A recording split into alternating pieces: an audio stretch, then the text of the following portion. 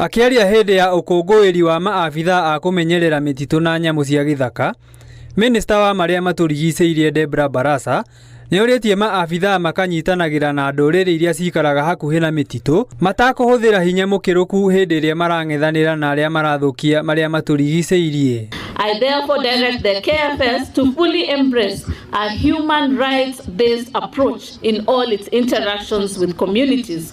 Forest protection should be anchored on dialogue, fairness, transparency, accountability, and mutual respect.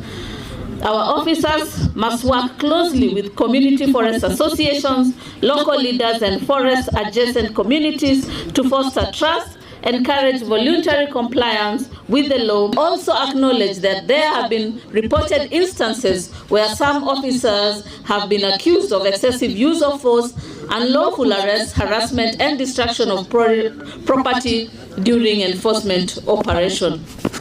Such conduct is inconsistent with the values of the Constitution. Akiarĩra mĩbango ya thirikari harĩ kũmenyerera maria maturigicĩirie, Debra augĩte thirikari nĩ yambĩtie kũiyũkia teknolojĩ ũbacĩrĩri-inĩ wa maria maturigicĩirie.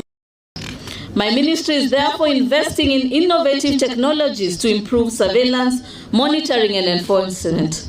These include drones for aerial surveillance, satellite monitoring, remote sensing technologies, geographic information systems, artificial intelligence for detecting forest changes, GPS-enabled ranger patrol systems, camera traps, digital patrol reporting applications, and integrated geospatial monitoring platforms.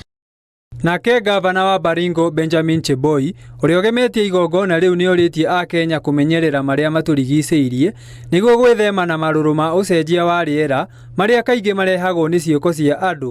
Our survival in this county depends on trees, it depends on the environment, it depends on the forest, it depends on rangers, it depends on the department. Ngĩribotera Inooro TV, njĩtagwo Erastus Ngigi.